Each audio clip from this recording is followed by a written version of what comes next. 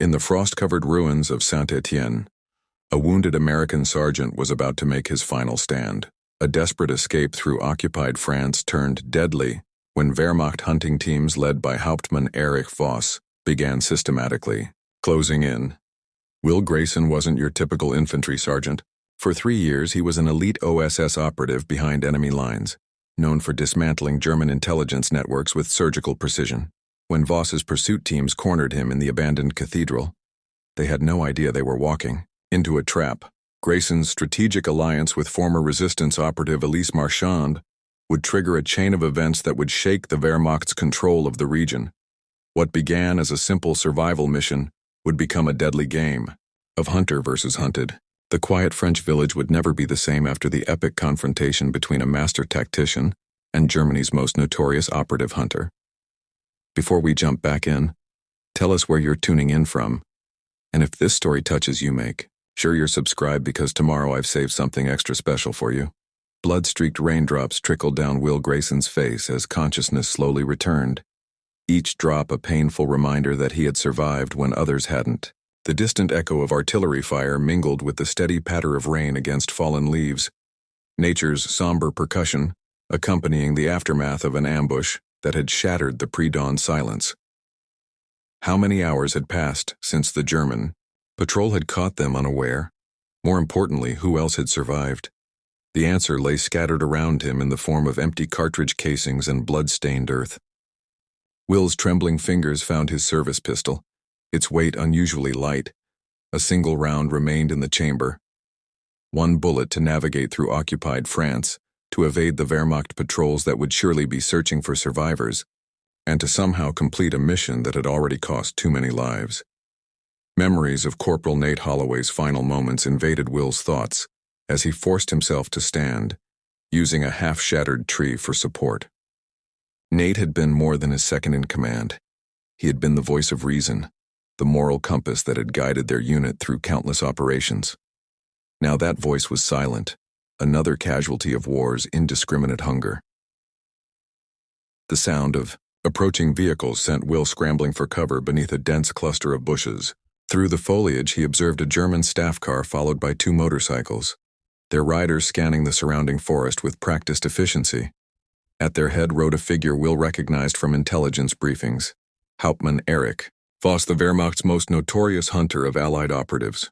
The man's reputation for tracking his prey across occupied Europe had earned him both fear and respect, even among his own ranks. As the German convoy passed, Will caught a glimpse of another figure in the staff car, a woman with dark hair, her face a mask of contained anxiety. Elise Marchand, a name whispered in resistance circles with equal measures of admiration and suspicion.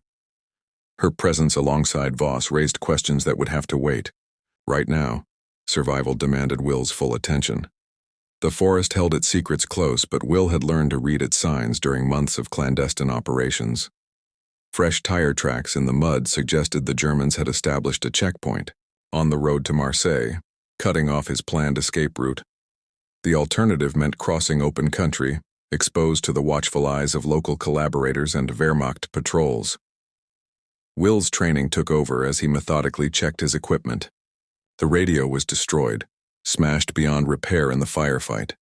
His map, though blood-stained, remained readable, revealing a network of resistance safe houses that might offer sanctuary.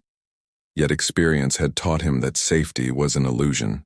In occupied territory, every door could hide either salvation or betrayal.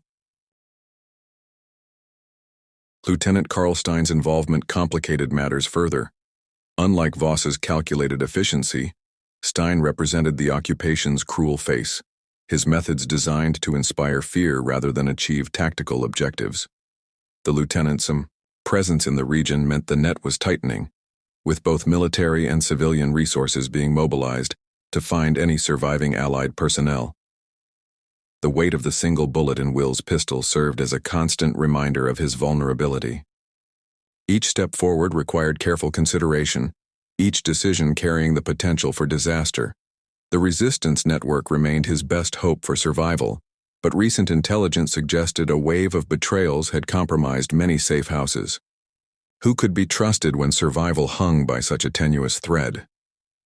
Rain continued to fall as Will began his journey south, using the weather as cover while keeping to the densest parts of the forest. Somewhere ahead lay answers about Elise's connection to Voss, the truth behind the ambush that had claimed Nate's life, and perhaps a chance to strike back at the occupation forces. But first he needed to survive long enough to uncover those answers. The sound of dogs barking in the distance added urgency to Will's movements. The Germans were expanding their search, employing every resource to find survivors of the ambush. Time was running out, and with it the luxury of careful planning. Decisions made in the next few hours would determine not only his fate, but potentially the success or failure of Allied operations throughout the region. As darkness approached, Will found himself facing an impossible choice: risk movement at night with severely limited visibility, or remain hidden and hope the German search patterns wouldn't discover his location. The single bullet in his pistol seemed to grow heavier with each passing moment, a tangible reminder of just how precarious his situation had become. What would Nate advise in this situation? The answer remained elusive. Lost with his friend. In the morning's ambush, the shot cracked through the winter air like breaking ice, sending a spray of snow exploding inches from Will Grayson's boot. His combat-honed instincts took over before his mind could process the danger, his body already diving behind a crumbling stone wall as a second round punched through the space where he'd stood moments before. Hauptmann Erich Voss watched through, his scope as his quarry disappeared into the ruins, a ghost melting into the skeletal remains of what had once been a thriving French village. The German officer's breath frosted in small, controlled puffs as he maintained his position. Lesser hunters would have cursed the missed shot, but Voss felt only a familiar thrill. After all, what satisfaction could be found in an easy kill? Will pressed his back against the frozen stones, his breathing shallow and measured despite the hammering of his heart. The image of Nate's face flashed unbidden through his mind, his friend's final warning about Voss's ruthless reputation as a hunter of men. How many times had Nate's intuition saved their squad? Now his voice spoke only in Will's memories, another ghost haunting these ruins. Through the gaps in the wall, Will caught glimpses of movement in the tree line, not Voss himself, but shadows of his pursuit team spreading out to flank the village. Among them would be Lieutenant Stein, no doubt eager to prove himself against his rival's methods. The thought of being caught between their competing ambitions sent a chill through Will that had nothing to do with the snow seeping through his uniform.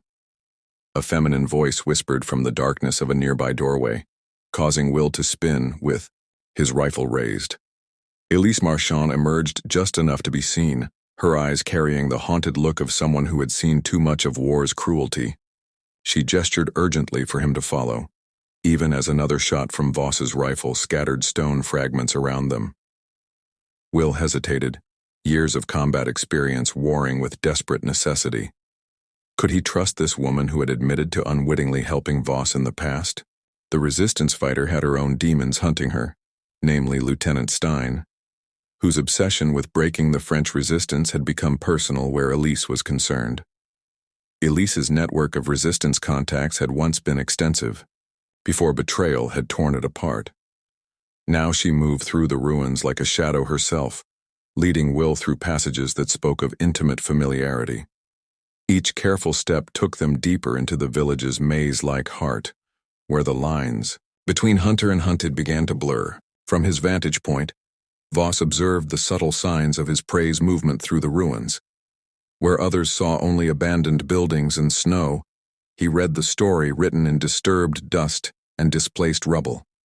The sergeant was good, better, than most who had tried to elude him. But Voss had not earned his reputation by underestimating his opponents.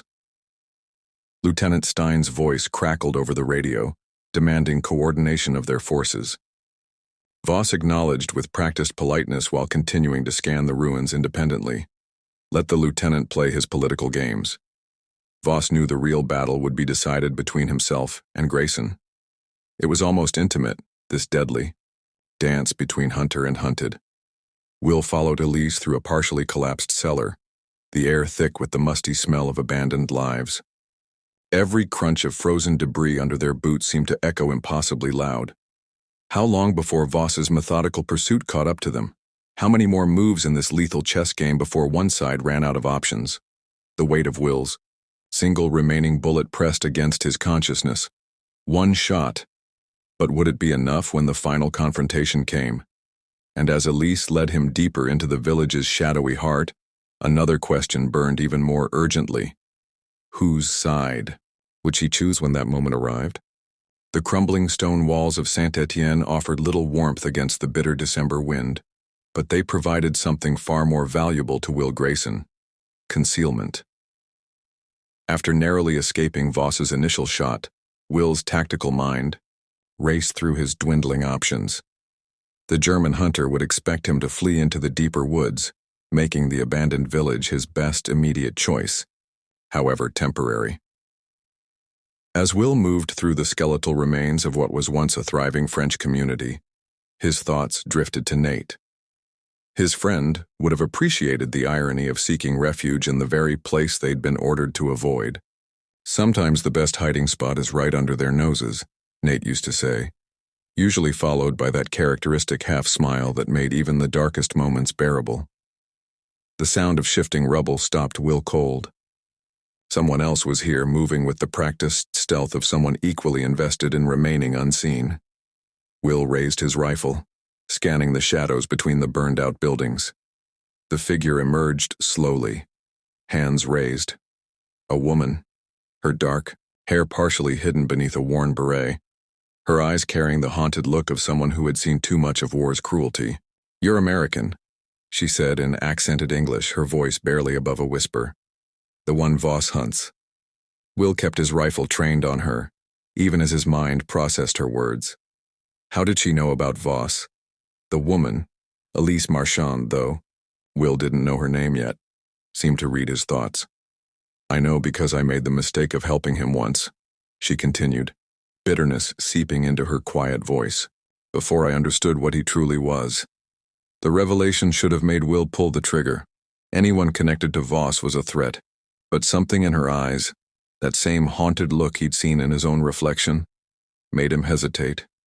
She wasn't the only one carrying the weight of past mistakes. "Lieutenant Stein has been questioning people in the village about resistance activities," Elise explained, her words carrying an urgency that caught Will's attention. "He's getting closer. I can help you avoid his patrols, but in return, I need safe passage through the American lines." Will's finger remained on the trigger, Nate's voice echoing in his memory. "Trust your gut, but verify everything." The woman knew too much to be a simple civilian, but her knowledge could be the edge he needed against Voss. The German captain was too skilled to be defeated through conventional tactics alone. "How do I know this isn't one of Voss's traps?" Will asked, studying her reaction carefully. Elise's response came in the form of intelligence about German patrol patterns, detailed information that proved valuable enough to verify, but not so critical that it would compromise major operations. If false, it was exactly the kind of calculated disclosure that someone with resistance experience would provide. Their alliance formed not through trust but through mutual necessity. Elise needed to escape Stein's increasingly focused attention, while Will required local knowledge to survive his deadly game with Voss. Neither fully trusted the other, but both recognized the pragmatic value of cooperation. As they moved deeper into the village ruins, Elise shared more about her past work with the resistance and her unwitting role in providing information that Voss had used to devastating effect. Each detail revealed layers of complexity in their situation: the way Voss had manipulated local intelligence networks, how Stein's brutal methods were driving even neutral civilians toward resistance, and how the lines between ally and enemy had become hopelessly blurred in occupied France. Will found himself questioning everything he thought he knew about his pursuit of Voss. The German captain's methodical elimination of resistance networks suddenly seemed less like military efficiency and more like a personal crusade, one that had left a trail of broken lives like Elise's in its wake. But could Elise be trusted? Her knowledge of both Voss and Stein appeared genuine, yet Will couldn't shake the feeling that she was holding something back. What really drove her to seek him out in these ruins? And how had she known exactly where to find him? As darkness approached, bringing with it the increased risk of German patrols, Will and Elise were forced to make their way to a partially intact cellar. The close quarters made their uneasy alliance all the more apparent, each watching the other while simultaneously relying on them for survival. They had become reluctant partners in a dangerous game, where trust could mean the difference between life and death. But betrayal seemed equally possible. What neither of them realized was that their alliance would soon be tested in ways neither could anticipate, as both Voss and Stein were drawing their own conclusions about this unexpected partnership. The question remained: would their forced collaboration prove to be their salvation or their undoing? The dim candlelight cast long shadows across Elise's face as she traced her finger along a worn map of occupied France. Will Grayson watched, her movements intently, noting how her hand trembled slightly when it passed over certain locations. The safe house's basement offered little comfort, but it provided the one thing they desperately needed: time to think. "I first encountered Voss 3 years ago," Elise began, her voice barely above a whisper, "though at the time I didn't know who he was." She paused, collecting thoughts that seemed to pain her. "I was working as a translator for the resistance, intercepting German communications. One particular set of messages caught our attention. They appeared to be routine military correspondence, but something felt wrong." Will leaned forward, studying her expression. "What kind of messages?" "Supply routes, troop movements. Nothing extraordinary. But the patterns..." Elise's voice trailed off as she pulled a weathered notebook from her coat. "I translated them, believing I was helping the resistance. Instead, I was unknowingly feeding information directly to Voss. He had orchestrated an elaborate deception, using our own network against us." The revelation hung heavy in the air. Will thought of Nate, remembering similar tactics they'd encountered during their last mission together. His friend's voice seemed to whisper in his ear, urging caution, but also understanding. How many others had fallen into Voss's carefully laid traps? "Voss used the information to dismantle resistance cells across 3 regions," Elise continued, each word carrying the weight of past guilt. 37 people disappeared in one night. My friends, my colleagues, all gone because I failed to see through his scheme. Will's tactical mind began connecting pieces of a larger puzzle. "That's why Lieutenant Stein has been pursuing you so aggressively. You're not just another resistance member to them. I'm living proof of their most successful counterintelligence operation," Elise confirmed, bitter irony lacing her words. "Stein wants to capture me to prove he's more effective than Voss. Their rivalry has turned this into a personal hunt." The mention of Stein brought fresh urgency to their situation. The Nazi lieutenant's reputation for cruelty was well known, and his methodical pursuit had already cost them several potential safe routes. Will had witnessed firsthand how Stein's forces had nearly trapped them in Marseille, using tactics that seemed inspired by Voss's playbook. "What makes Voss different?" Will asked, remembering the calculating precision of their encounters. "Why does he operate independently of Stein's units?" Elise's response came with unexpected insight. "Voss sees this as a game of chess, while Stein treats it like a hunt. To Voss, each move must have purpose, must advance his position. He's not interested in mere capture. He wants to prove his superiority by predicting and controlling every aspect of his opponent's response." The analysis aligned with Will's own observations of the German captain.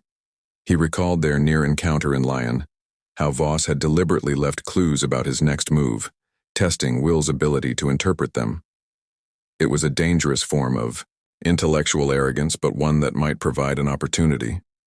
"We can use that against him," Will suggested, his mind already formulating possibilities. "If he's expecting us to react to his moves, we need to change the game entirely." Elise's eyes narrowed with sudden understanding. "You want to force him to play by different rules?" "Exactly. But first, we need to understand his next likely move." Will spread the map wider, revealing the complex network of routes and safe houses they'd marked. Your insight into his methods could be the key to staying ahead of both him and Stein. As they began analyzing potential strategies, Will couldn't shake the feeling that they were missing something crucial. What was Voss's ultimate objective? Why maintain this elaborate pursuit when simpler methods might prove more effective?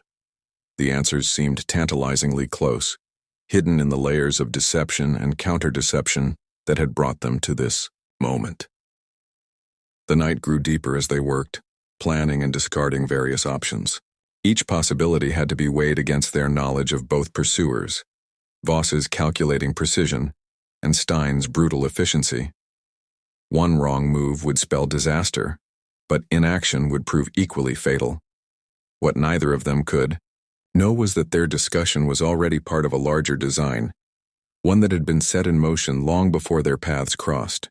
As dawn approached, bringing with it new dangers and decisions, the question remained: were they truly planning their survival, or were they simply following a script written by their hunter?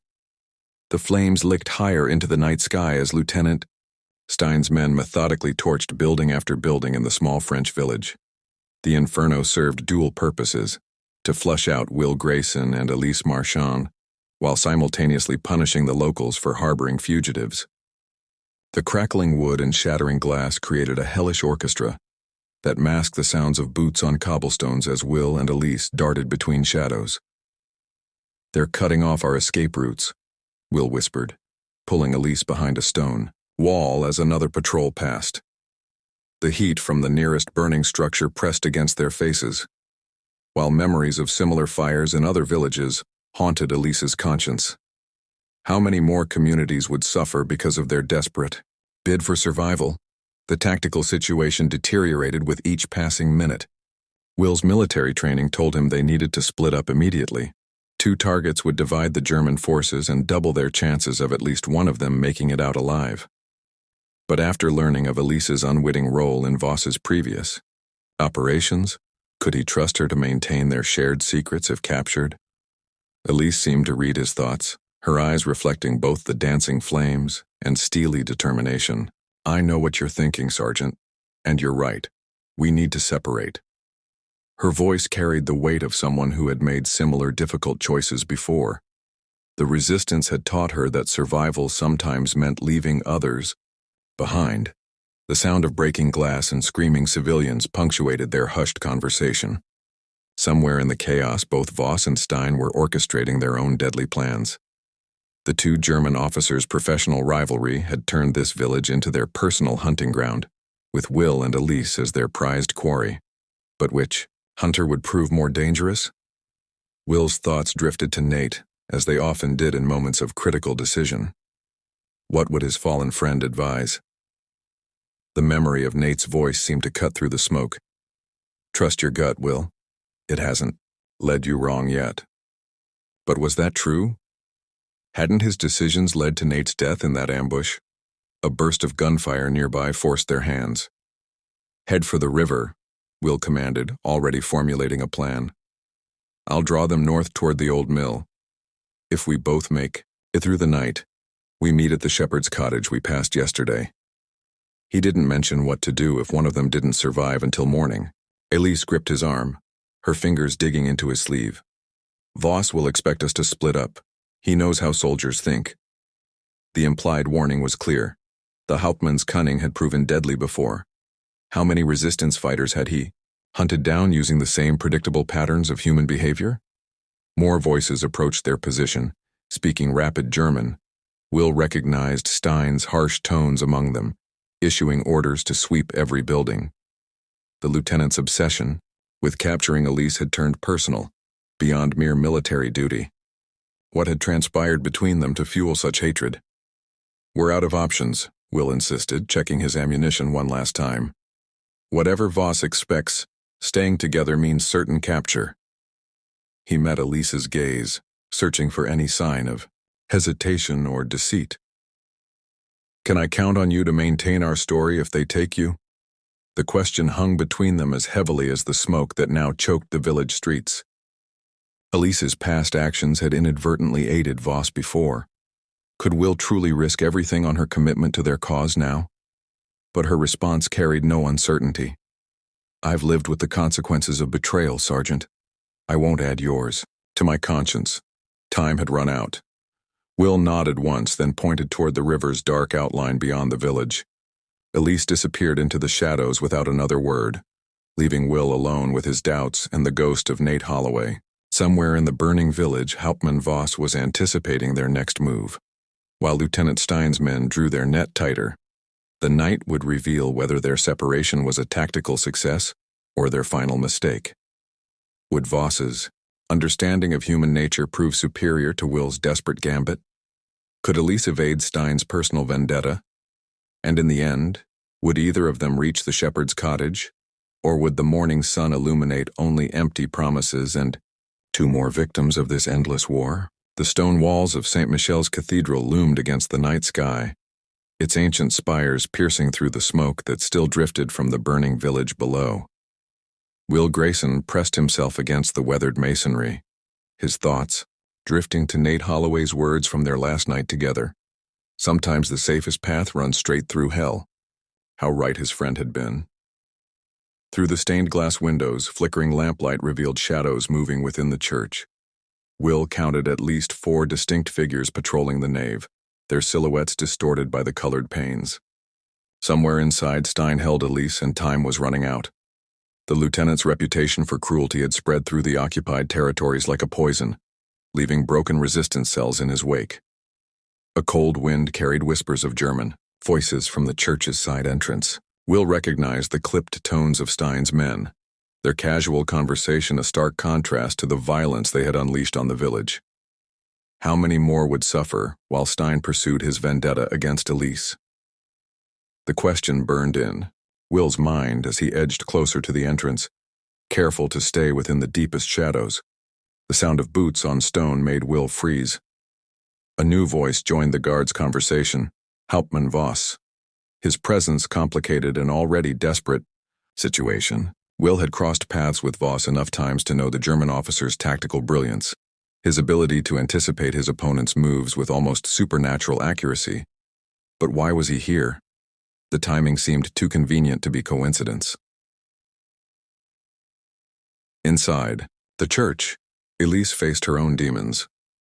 Stein's questioning had reopened old wounds, bringing forth memories of the night she unknowingly helped Voss track down members of her own resistance network. Each name Stein mentioned was another weight, on her conscience another ghost that would haunt her dreams. Yet she held firm, drawing strength from the same determination that had kept her alive through years of occupation. Will's entry into the church came not through stealth or complex planning, but through a simple truth he had learned in combat. Sometimes the best approach was the most obvious one. He waited until the guards completed their patrol circuit, then slipped through the side door during their brief overlap. The interior of St. Michel's offered plenty of cover, centuries-old columns, wooden confessionals, and deep shadows cast by hanging votives. The echo of Stein's voice carried from the chapel area, his words a mixture of false courtesy and veiled threats. Will moved closer, using the confessionals as cover. Through gaps in the ornate woodwork, he caught glimpses of the scene. Elise seated before the altar, Stein pacing around her like a predator toying with its prey. 2 guards stood at attention near the chapel entrance, while a third maintained position by the sacristy door. What Will couldn't see was Voss, and that worried him more than the visible threats. The Hauptmann was too skilled to reveal his position unnecessarily. Was he watching even now, anticipating Will's rescue attempt? The thought sent a chill down Will's spine as he recalled their last encounter in the forest near Verdun, where Voss had nearly trapped him using Will's own predictable behavior against him. The stakes were higher now. Elise's knowledge of resistance networks across occupied France made her too valuable to fall into German hands. More than that, Will had come to respect her resilience, her unwavering commitment to fighting against impossible odds. In her, he saw echoes of Nate's courage, the same stubborn refusal to bow before tyranny that had defined his friend's final moments. Moving between shadows, Will worked his way closer to the chapel. Each step brought new risks, new chances for discovery. The guards' positions limited his options for approach, but they also created blind spots he could exploit. Years of combat experience had taught him to read these patterns, to find the gaps in even the most careful security arrangements. But something felt wrong. The setup was too perfect, the guards too precisely positioned. Will paused behind a column, his instincts screaming warnings he couldn't ignore. Was this another of Voss's elaborate traps? The Hauptmann had a genius for turning his opponents' rescue attempts into opportunities for capture. How many resistance fighters had fallen for similar setups? The answer lay in the details, subtle signs that painted a larger picture. The guards' positioning suggested they were prepared for an intervention from multiple angles. Stein's theatrical interrogation seemed designed to draw attention to the chapel while leaving other areas suspiciously unguarded. Even the timing of Voss's arrival hinted at a carefully orchestrated plan, yet Will had no choice but to proceed. Every moment he hesitated put Elise at greater risk. The key would be to act in ways neither Stein nor Voss could anticipate, to break free from the patterns they expected him to follow. But what moves remained unpredictable in this deadly game of chess? And more importantly, could he afford to be wrong? The ancient stone walls of the church bore silent witness as Will Grayson and Lieutenant Stein circled each other in the nave, their shadows stretching long across the floor in the dying light. Above them, Hauptmann Voss observed from the choir loft, his presence adding a weight of inevitability to the confrontation below. Will's muscles burned from the earlier fight to reach Elise, but adrenaline kept him focused on the immediate threat. Stein's cold eyes never left him, the lieutenant's movements precise and measured, a stark contrast to the chaos that had preceded this moment. The memory of Nate's voice echoed in Will's mind. Watch the quiet ones. They're usually the most dangerous. Stein struck first, a lightning-fast combination that forced Will to give ground. The lieutenant's technique spoke of formal training, each movement economical and purposeful. Will countered with the raw efficiency he'd learned in the field, where survival mattered more than style. Their exchange of blows echoed through the sacred space, a deadly percussion accompanied by the soft creak of leather and labored breathing. From his vantage point, Voss studied both men with professional interest. His attention lingered on Will's defensive maneuvers, noting how the American sergeant adapted to Stein's superior technique. This was the opponent Voss had been tracking, the one who had consistently frustrated his carefully laid plans. But would he prove worthy of the hunt? The fight shifted as Stein pressed his advantage, driving Will back toward the altar. Blood trickled from a cut above Will's eye, partially obscuring his vision. He could hear Elise's muffled warnings from where she remained bound, her presence a constant reminder of what was at stake. This wasn't just about survival anymore. It was about protecting someone who had risked everything to help him. Stein's next attack nearly ended the fight, his blade slicing through Will's jacket and drawing first blood. The lieutenant allowed himself a small smile, satisfaction evident in his bearing, but Will had learned from countless close calls, and Stein's moment of pride cost him as Will countered with a desperate gambit that sent them both crashing into a row of wooden pews. The impact scattered prayer books and kicked up decades of dust, temporarily obscuring both fighters from Voss's view. The sound of splintering wood and grunts of pain filled the church, followed by the metallic ring of blade meeting blade. When the dust settled, both men were bleeding, their uniforms torn and dirty from the struggle. Voss leaned forward slightly, his interest piqued by the evolving dynamics of the fight. This was more than a simple contest of arms. It was a clash of wills, of different paths that had led two soldiers to this moment.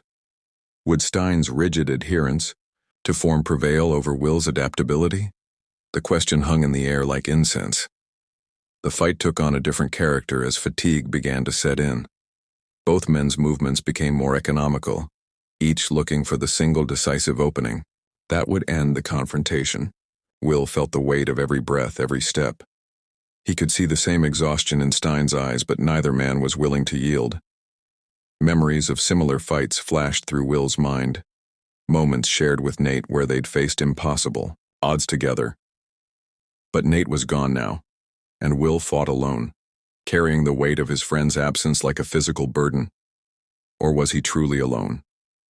Elise's presence, even bound and unable to help directly, reminded him that new allies could emerge from unexpected quarters. The next exchange came faster, more desperate. Stein's technique began to fray around the edges as frustration set in. The lieutenant had expected a quick victory over what he perceived as an inferior opponent. Instead, he found himself locked in an increasingly costly battle of attrition. His attacks became more aggressive, sacrificing precision for power. Will recognized the shift in his opponent's strategy and adjusted accordingly. He had seen this before, the moment when training gave way to raw emotion, when the carefully constructed facade of superiority cracked under pressure. But would recognizing the pattern be enough to survive what was coming? Voss's expression remained neutral as he watched the fight below, but his hands had tightened imperceptibly on the railing of the choir loft. This was not the outcome he had anticipated when he chose to observe rather than intervene. The question now was whether he would maintain his role as spectator or become an active participant in the unfolding drama. The church's atmosphere grew, heavier with each passing moment. The sacred space transformed into an arena where two men fought for very different kinds of salvation. Would this ancient house of worship witness one more death? Or would it see an unlikely victory? The answer lay in the next few moments as Will and Stein moved toward what could only be the final exchange. The metallic taste of blood lingered in Will Grayson's mouth as he struggled against Lieutenant Stein's relentless assault. Through the haze of combat, he caught glimpses of Hauptmann Voss watching from the shadows, a silent spectator to this deadly dance. Why wouldn't the German officer intervene? What game was he playing? Elise Marchand's heart pounded as she observed the brutal fight from her concealed position. The ghosts of her past resistance comrades seemed to whisper in her ear, urging her to act. How many times had she stood by, paralyzed by fear, while others paid the ultimate price? The weight of her previous inaction pressed down on her shoulders like a physical burden. Will's strength was failing.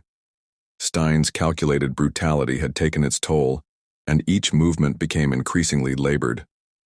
The German lieutenant's face twisted into a cruel smile as he pressed his advantage, forcing Will backward with a series of precise strikes. The same calculated efficiency Stein had employed while hunting down resistance fighters now threatened to end Will's life. Memories of Nate Holloway flashed through Will's mind. His friend's final moments, his unwavering courage in the face of death. Would he meet the same fate at Stein's hands? The thought sparked something primal in Will's chest, a surge of desperate energy that kept him fighting despite his injuries. Elise's fingers closed around a fallen piece of debris as she watched Stein pin Will against a wall. The resistance fighter in her recognized the perfect moment to strike, but could she trust herself after her past failures? The faces of those she had inadvertently betrayed to Voss haunted her thoughts, threatening to paralyze her once again. Voss observed the scene with clinical detachment, his eyes tracking every movement. He had witnessed Elise's presence but made no move to expose her. What purpose did her involvement serve in his elaborate game? The German officer's patience suggested he was waiting for something specific to unfold. The moment of decision arrived as Stein prepared to deliver a killing blow to Will. Elise's body moved before her mind could process the decision, years of resistance training taking over. The debris in her hand became a weapon as she emerged from her hiding place, striking Stein with precision born of desperate necessity. The lieutenant's surprise at her intervention created the opening Will needed. The two allies moved in concert, their actions complementing each other as if they had fought together for years. Stein found himself caught between them, his tactical advantage suddenly evaporating. Voss's expression remained unchanged as he watched Elise join the fray. Had he anticipated this development? The question hung in the air as the fight's momentum shifted dramatically. Stein's confident sneer transformed into something darker as he realized the tables had turned. Will recognized the change in Elise's demeanor. Gone was the hesitation that had marked their earlier interactions. In its place was a fierce determination, a need to right past wrongs. Each of her movements carried the weight of redemption, a physical manifestation of her desire to break free from the chains of her past mistakes. Stein's training had prepared him for many scenarios, but facing two opponents driven by such powerful motivations wasn't one of them. His calculated efficiency began to crack as Will and Elise pressed their advantage. The lieutenant's eyes darted toward Voss, perhaps seeking assistance, but the Hauptmann remained a passive observer. The fight reached its crescendo as Elise maneuvered Stein into Will's reach. The sergeant seized the opportunity, delivering a devastating combination that sent the German officer crashing to the ground. The sound of his impact echoed through the space, followed by an eerie silence broken only by heavy breathing. Voss finally stirred from his position, taking a single step forward. His presence commanded attention, but his expression revealed nothing about his thoughts regarding the outcome. What new phase of his deadly game would this development trigger? The question hung in the air as Will and Elise stood their ground, united by circumstance and necessity. Elise felt something shift within her as she faced Voss. The weight of her past betrayals seemed lighter, though not entirely lifted. Had this moment of decisive action begun to balance the scales of her conscience? The answer remained unclear, but the path forward seemed less shrouded in doubt. Telling and preparing this story took us a lot of time, so if you are enjoying it, subscribe to our channel. It means a lot to us. Now back to the story. The autumn. Rain fell in heavy sheets across the ruins of Saint-Malo, washing away months of dust and blood from the crumbling stone facades. Will Grayson moved through the shadows of what remained of the once proud cathedral, his boots silent against the worn flagstones. The weight of his Thompson submachine gun provided little comfort, as memories of Nate's final warning echoed in his mind. Some hunters live for the game more than the kill. Hauptmann Erich Voss stood in the center of the cathedral's nave, his officer's greatcoat dark with rain. No weapon was visible in his hands, a gesture that spoke volumes about his confidence. "Sergeant Grayson," he called out, his voice carrying clearly despite the storm. "I've been studying you these past weeks. You're different from the others." From her position in the bell tower, Elise Marchand tracked both men through her rifle scope, her finger resting lightly beside the trigger. The revelation of Voss's true identity had shaken her to her core. This was the man whose activities she had unknowingly facilitated during her early resistance work, leading to the deaths of dozens of her compatriots. Different how? Will's response carried an edge of steel, buying time as he assessed the situation. The cathedral offered numerous angles of attack, but Voss had chosen this ground carefully. Every potential vantage point would be covered by his men. Voss smiled, though no warmth reached his eyes. "You understand the art of the hunt. Like me, you see the elegance and patience in reading your prey's movements. Lieutenant Stein never grasped that, such a crude instrument." The mention of Stein sent a chill through Elise. Hours earlier, she and Will had finally eliminated the sadistic officer, but the cost had been steep. 3 more resistance fighters had died ensuring their escape, their sacrifices adding to the weight of guilt she carried. "Is that what this has all been? A hunt?" Will's question held genuine curiosity beneath its hostile tone. He had sensed something different about Voss from the beginning, a methodical precision that set him apart from other German officers. "The finest I've ever conducted," Voss replied, beginning to pace slowly across the nave. "When you eliminated my forward units near Rennes, I knew I had found something special. Your tactics, your adaptability, they reminded me of myself in younger days." Rain continued to drum against the cathedral's remaining stained glass, creating an otherworldly chorus that seemed to underscore the tension. Will caught glimpses of German soldiers positioned in the shadows of the transept, but they made no move to intervene. This was Voss's show. And what about Nate? Was his death part of your elegant hunt? The question tore from Will's throat before he could stop it, raw with suppressed grief and rage.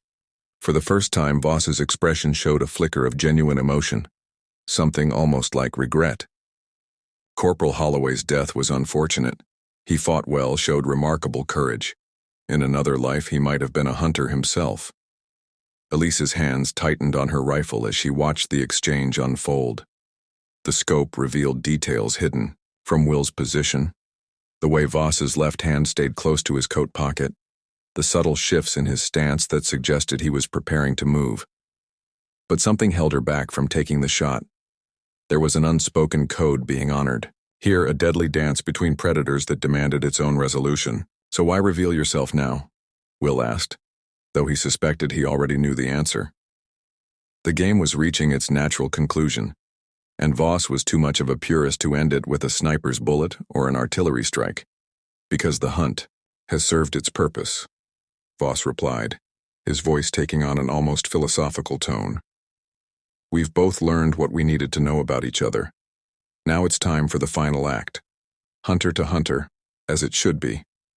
The German soldiers began withdrawing from their positions, melting away into the shadows of the cathedral. Voss reached slowly into his coat pocket, producing a Luger P08 which he carefully placed on a nearby altar. 1 hour, Sergeant Grayson. Return here alone and we'll settle this as equals. You have my word, no tricks, no ambush. Just 2 hunters, one final chase through these sacred halls. Will's response was cut off by a distant explosion, the Germans' demolition charges, beginning their systematic destruction of Saint-Malo's defenses. Voss turned to leave, pausing at the cathedral's western door. Oh, and Sergeant? Tell Mademoiselle Marchand she's welcome to try taking the shot now, but I think she understands what this moment requires.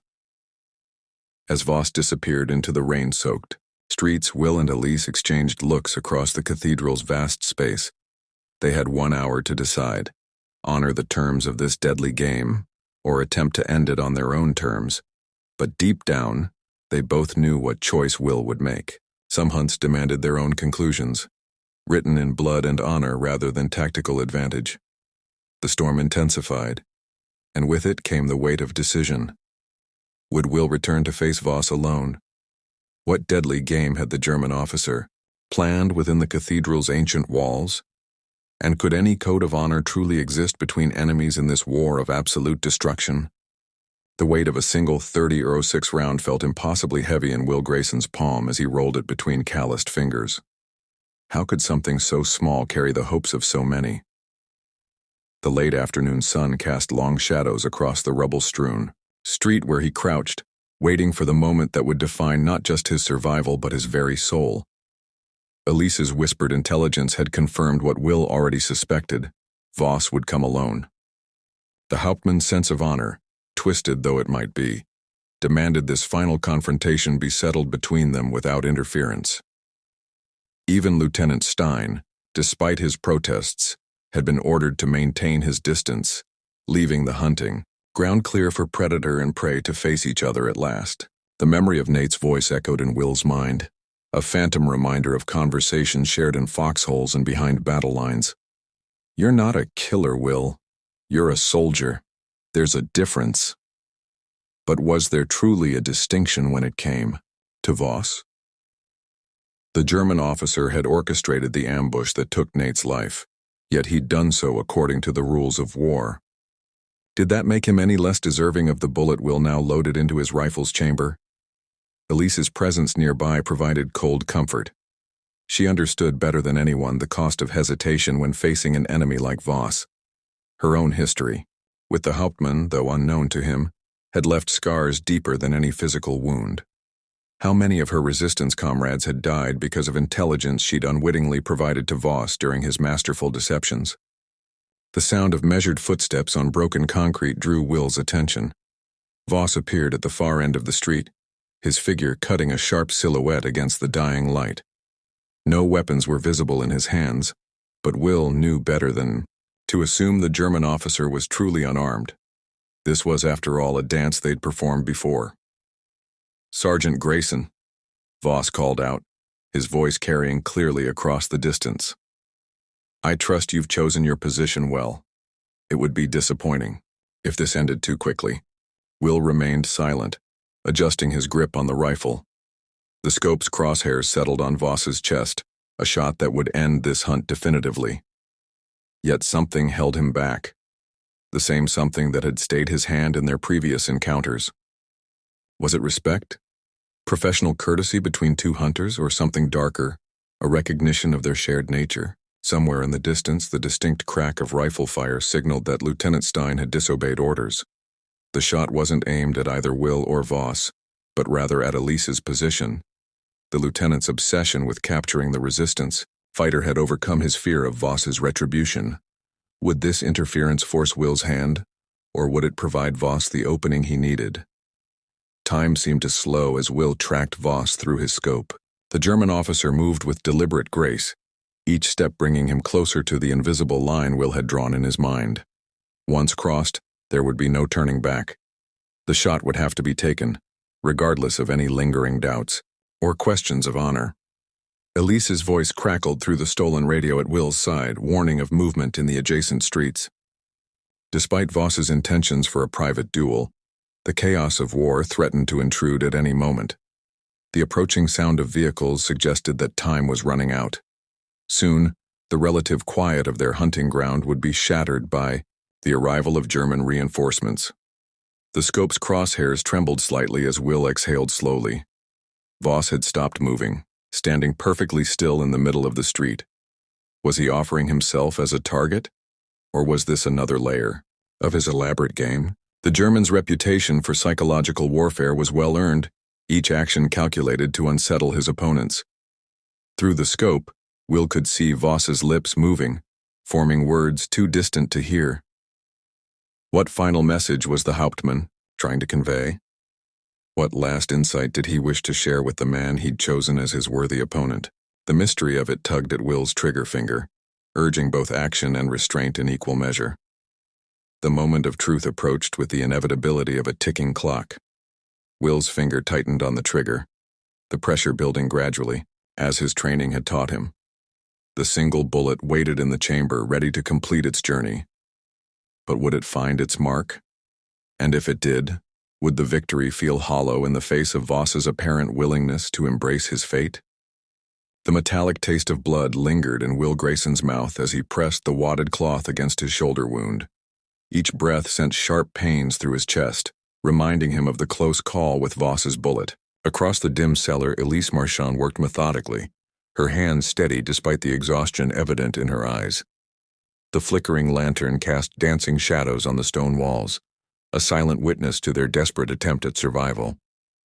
"Your marksmanship was impressive," Elise remarked quietly, not looking up from where she cleaned a deep graze on her forearm. "But Voss won't stay down for long. He never does." Will knew she spoke from experience, though her connection to the German officer remained a source of unspoken tension between them.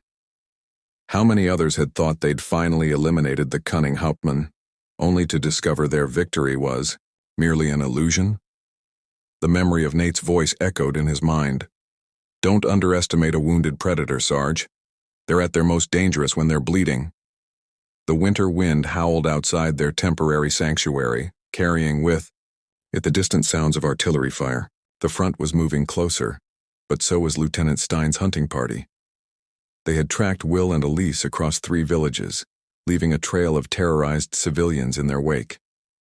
Stein's particular brand of cruelty had become legendary among the resistance fighters, and Elise's face grew harder each time his name was mentioned. "We need to move before first light," Will said, testing his injured shoulder's range of motion. "Stein will have his men watching the roads."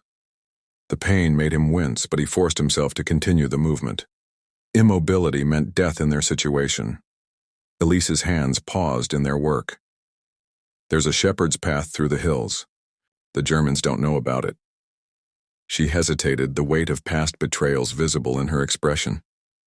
"At least they didn't when I last led a group through. Things change quickly these days." The unspoken question hung between them. Could they trust each other enough to risk everything on this escape? Will had learned the hard way that trust was a luxury in occupied France, yet something in Elise's determined resilience reminded him of Nate. His former corporal had possessed the same quiet strength, the same ability to maintain humanity in the face of barbarism. Their supplies were meager, half a canteen of water, a few strips of dried meat, and precious little ammunition. Will checked his rifle's action, the familiar movement bringing momentary comfort. One bullet had nearly ended Voss's reign of terror, but had it been enough? The uncertainty gnawed at him, mixing with the guilt of leaving the job unfinished. Elise moved to the cellar's tiny window, her silhouette sharp against the pre-dawn darkness. "There's something you should know about Voss," she said, her voice barely above a whisper. "Something I learned during my time gathering intelligence." She turned to face Will, her expression haunted by memories she'd rather forget. Before she could continue, the distant sound of German voices carried through the winter air.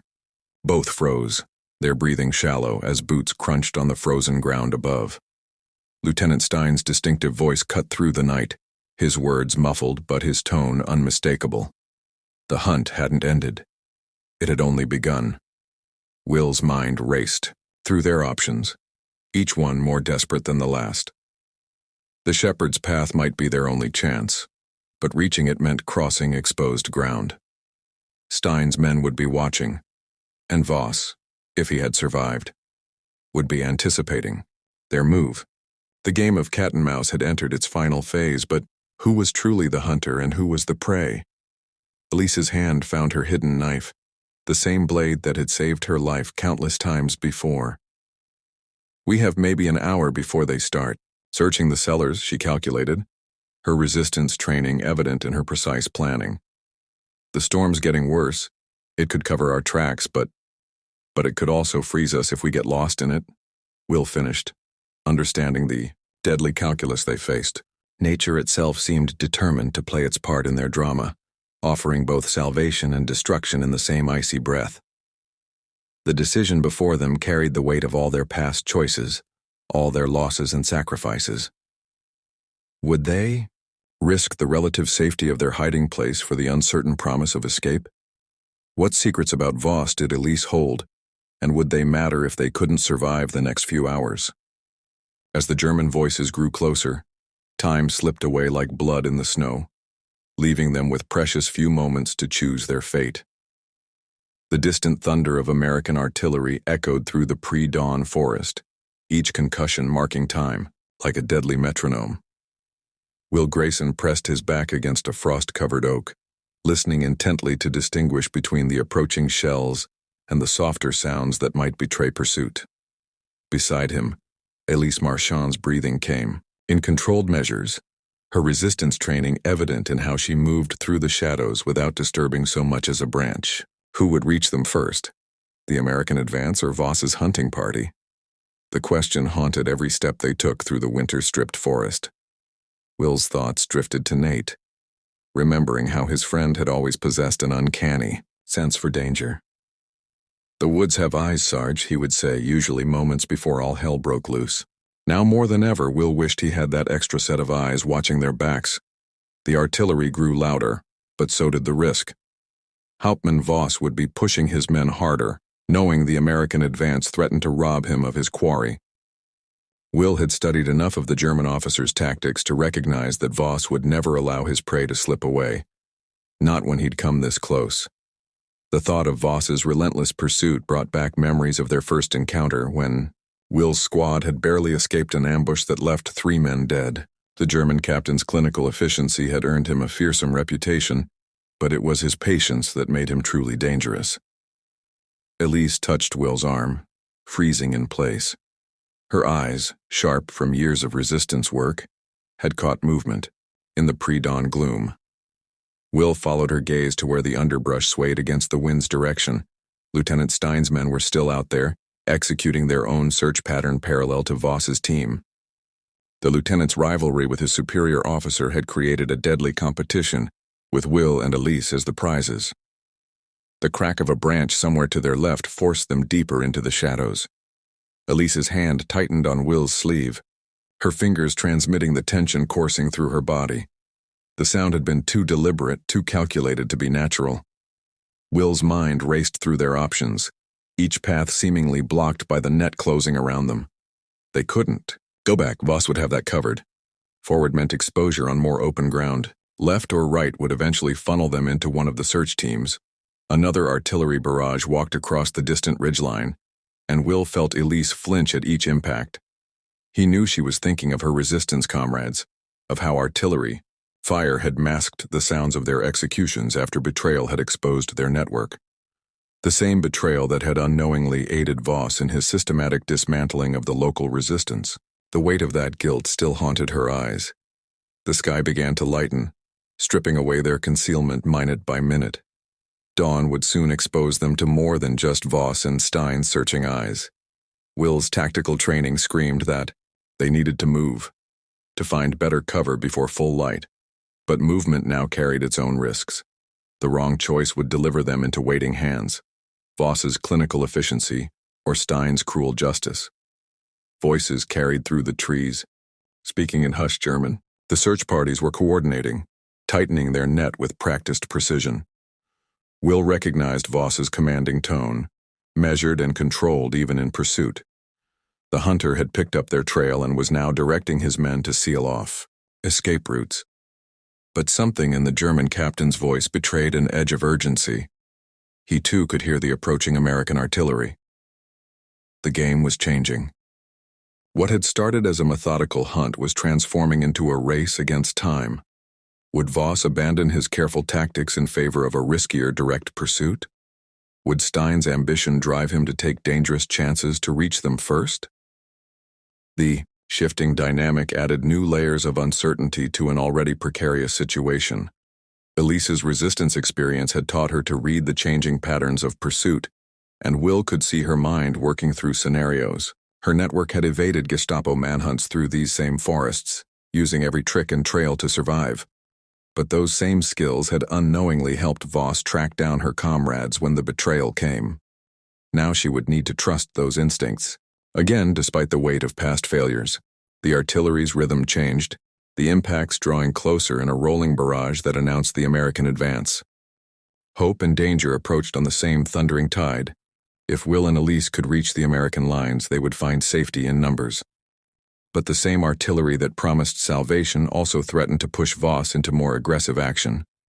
Would the German captain risk everything on one final push to claim his prize? Dawn's first true light began filtering through the canopy, painting the forest in shades of gray and shadow. The time for hiding was running out. Soon they would have to move, to trust in speed and skill rather than stealth and shadow. But in which direction lay salvation, and in which direction waited the hunter's trap? The distant rumble of American artillery echoed through the dense Ardennes forest, each explosion stirring memories Will Grayson couldn't suppress. His mind wandered to Nate Holloway's last words before that fateful German ambush. Sometimes, the best path forward isn't the obvious one, Sarge. Those words haunted Will now, especially as he led Elise Marchand through the treacherous woodland, both of them pursued by two relentless hunters. Hauptmann Erich Voss's methodical tracking had forced them to move in irregular patterns, doubling back and crossing their own trail to confuse their pursuers. Will knew Voss wouldn't be fooled for long. The German officer possessed an almost supernatural ability to anticipate his quarry's movements.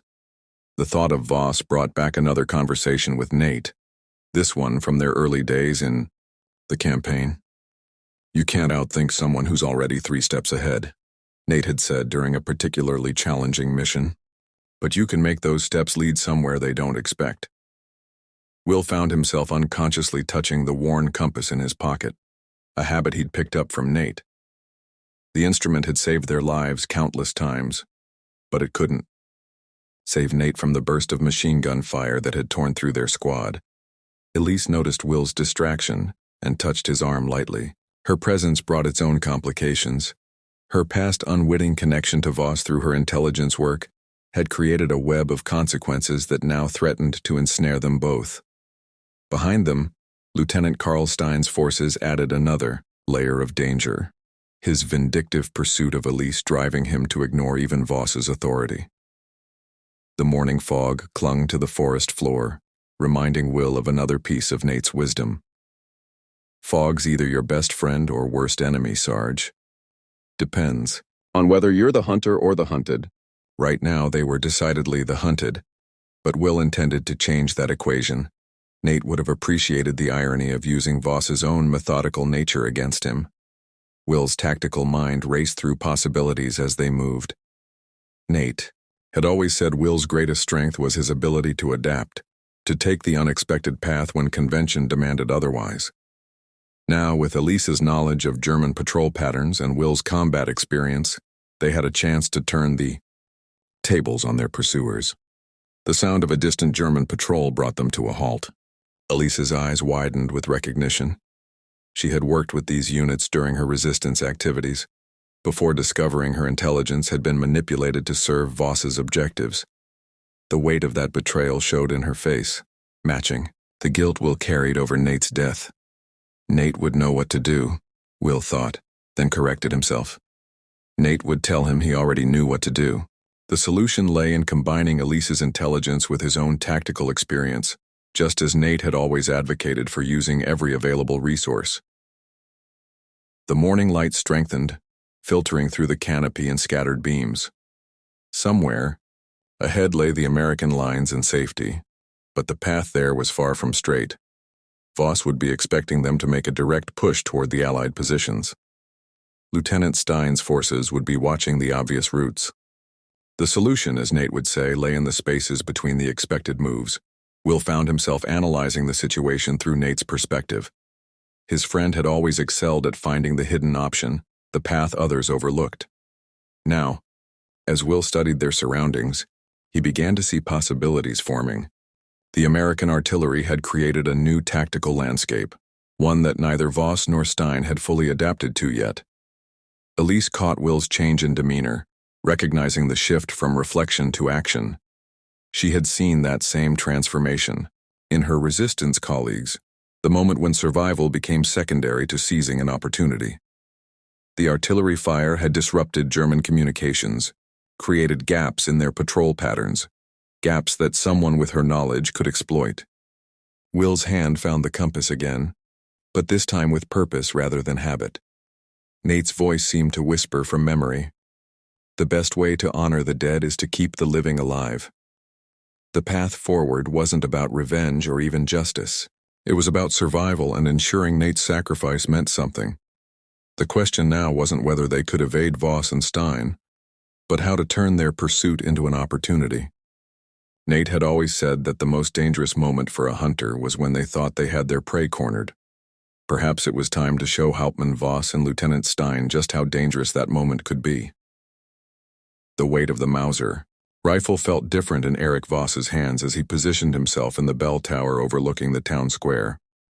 For years, the weapon had been an extension of his will, a tool that transformed his tactical genius into lethal precision. But today, something had changed. Perhaps it was the knowledge that his quarry, Will Grayson, had managed what no other opponent had achieved, forcing Voss to question not just his methods but the very foundation of his beliefs. Through his scope, Voss observed the growing chaos below as Allied forces advanced through the streets.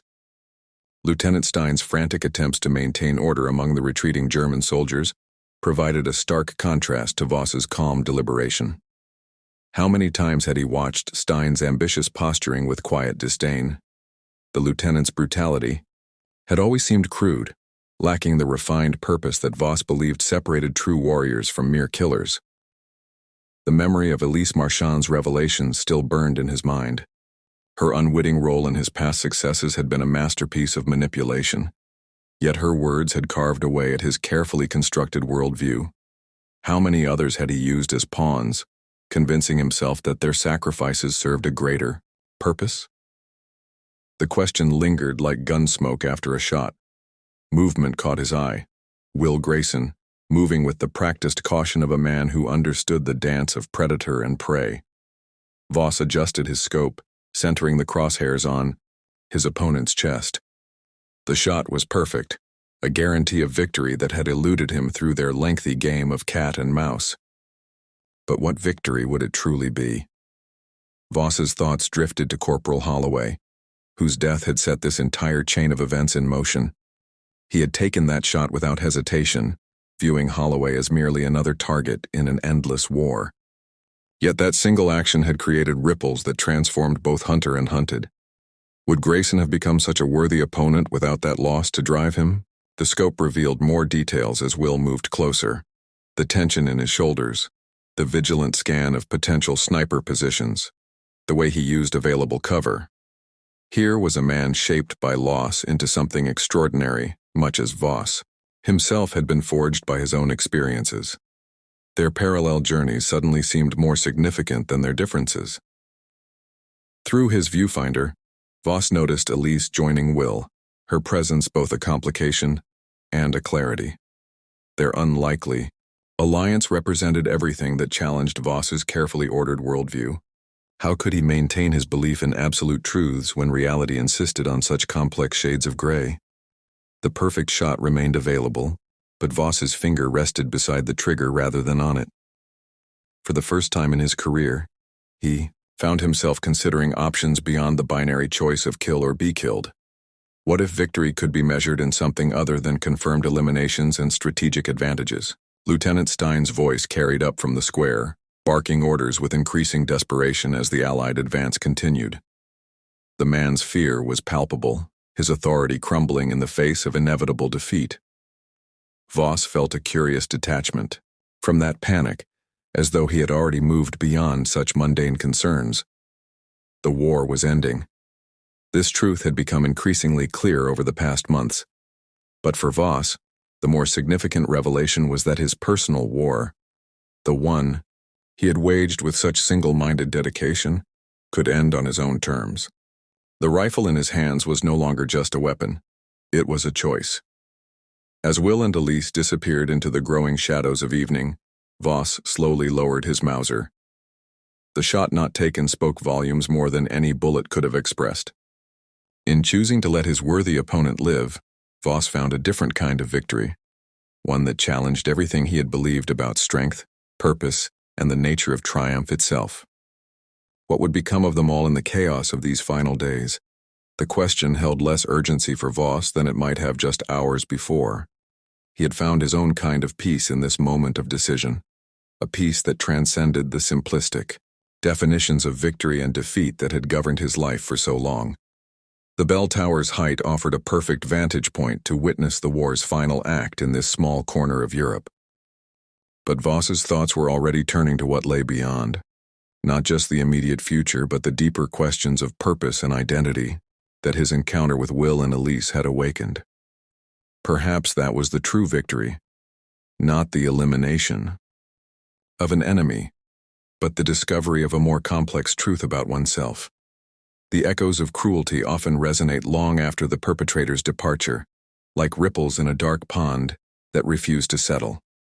For those who survived Lieutenant Karl Stein's reign of terror in occupied France, his legacy manifested not in grand gestures of violence, but in the quiet moments when survivors found themselves startling at shadows or flinching at unexpected sounds. Will Grayson knew this truth intimately, having witnessed the aftermath of Stein's handiwork in village after village. The sergeant's thoughts often drifted to Nate Holloway, who had once remarked that men like Stein didn't need a war to be monsters. The conflict merely gave them permission. Those words, spoken during a cold night's watch months ago, now carried the weight of prophecy. Elise Marchand's encounters with Stein had left deeper scars, ones that manifested in her careful scrutiny of every room she entered, and the way her hand instinctively moved toward her concealed knife whenever boots scraped against cobblestones. Her resistance work had brought her face to face with the lieutenant multiple times, each encounter adding another layer to her understanding of human depravity. The intersection of their paths with Hauptmann Erich Voss complicated the legacy of Stein's influence. While Voss pursued them with equal determination, his methods reflected a different philosophy. Where Stein had reveled in casual cruelty, Voss operated with surgical precision. This distinction offered little comfort to those in his crosshairs, but it raised questions about the nature of duty versus sadism. For Will, the contrast between these two hunters became most apparent in the aftermath of their encounters. Stein's victims were left broken both in body and spirit, while Voss's targets met cleaner ends. The sergeant found himself wondering which approach was truly more merciful, though he knew such philosophical musings were luxuries he could ill afford while trying to stay alive. Elise's perspective on their pursuers was colored by her unwitting past connection to Voss through her intelligence work. The revelation that she had inadvertently aided his operations haunted her, but it was Stein's deliberate targeting of her resistance network that kept her awake at nights. The lieutenant's methodical dismantling of their organization had forced her to watch as comrades disappeared one by one, each loss carrying the weight of personal failure. The ghost of Nate Holloway seemed to hover at the edges of Will's consciousness during these reflections. His former corporal had possessed an uncanny ability to read people, and his assessments of both Stein and Voss had proven eerily accurate. Stein's the type who'd burn down a forest to catch a rabbit, Nate had once observed. Voss would track that same rabbit for days, but he'd make sure no other creature suffered in the pursuit. This understanding of their adversaries' natures became crucial as Will and Elise navigated the dangerous landscape of occupied France. Stein's influence had created a network of informants motivated by fear rather than loyalty, making it difficult to distinguish friend from foe. Every interaction carried the potential for betrayal, a reality that wore on both fugitives' nerves. The psychological impact of Stein's legacy manifested differently in each person who had crossed his path. Some survivors became withdrawn, while others developed an almost manic vigilance. Will observed these variations in the villages they passed through, noting how some communities had been irreparably fractured by the lieutenant's activities while others had bound themselves together more tightly in response to his threats. Elise's first-hand experience with both Stein's methods and Voss's pursuit provided a unique perspective on their current situation. She recognized patterns in their hunters' behaviors that others might miss, but this knowledge came at the cost of constant hypervigilance. Every decision required careful calculation of which enemy might be watching, waiting, or planning their next move. The question that haunted both Will and Elise was whether Stein's legacy would ultimately serve as a warning or a template for future conflicts. Had his actions demonstrated the worst possibilities of unchecked authority, or had they provided a blueprint for others who might follow in his footsteps? The answer seemed to lie somewhere in the uncertain future, beyond the immediate concerns of survival that consumed their daily existence.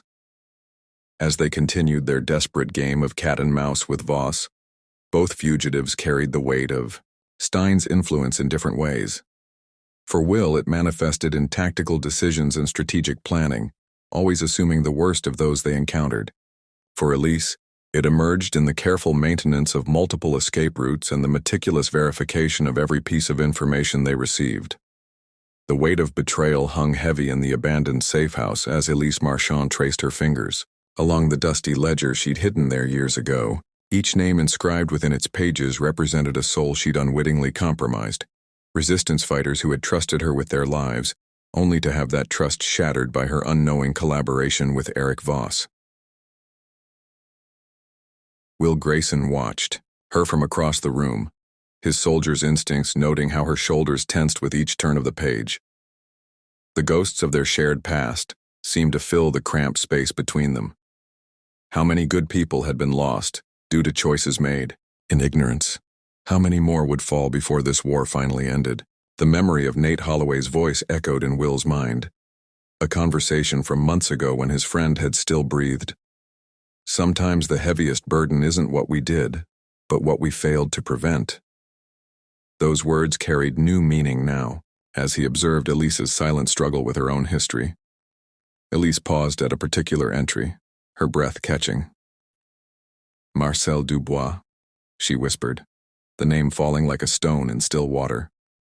He was barely 20 when they took him. I thought I was helping the cause by passing along what seemed like harmless information about local movements. I never realized Voss was piecing it all together.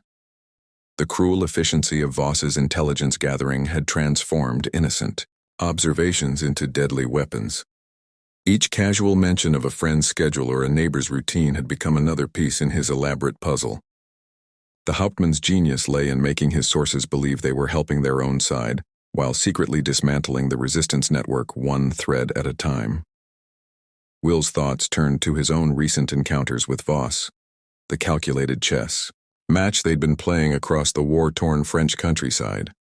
The German officer's clinical precision in pursuing his targets mirrored the methodical way he'd manipulated Elise's information years ago. But what drove a man to such calculated destruction? What made Voss different from the brutish Stein, whose raw cruelty served no greater purpose? Elise closed the ledger with trembling hands. I've spent years trying to atone for what I did, even though I didn't know I was doing it. Every person I've helped escape since then, every German convoy I've helped sabotage, it's all been an attempt to balance those scales. But the weight never lessens. The sound of distant artillery fire punctuated her words, a reminder that the war continued its relentless march regardless of personal demons. Will understood that burden all too well, thinking of the men he'd lost under his command, especially Nate. Each decision in war carried consequences that rippled far beyond the moment of choice. Elise's involvement with Voss had been unknowing, yet the consequences were just as real as any intentional betrayal. The Hauptmann's subtle manipulation had proved far more devastating than Stein's brute force approach. While Stein left visible scars on the landscape and its people, Voss's invisible wounds cut deeper, destroying trust and turning allies against each other without them even realizing it. The safe house creaked around them, its aged timbers shifting in the wind like the bones of the past refusing to rest. Will recognized the strategic value of Elise's knowledge about Voss's methods, but at what cost to her conscience? How could anyone reconcile being an unwitting instrument in the destruction of their own cause? A sudden noise outside forced them, both into defensive positions, a reminder that reflection was a luxury in wartime. The past might haunt them, but the present demanded their attention. Stein's men were still hunting them, and Voss's chess game continued. The resistance's heart beat on wounded but unbroken in those who carried its burden, willing or unwitting, knowing or innocent. Who would ultimately bear the heavier burden? Those who knowingly committed atrocities like Stein, those who orchestrated elegant destruction like Voss, or those who, like Elise, had to live with the knowledge that their best intentions had paved the way for tragedy? The answer lay somewhere in the shadows between resistance and collaboration, in the gray areas where good people could cause harm without meaning to, and where redemption came at a price few were willing to pay. The weight of dog tags pressed against Will Grayson's palm, the metal still warm from being clutched in his hand during the long night watch.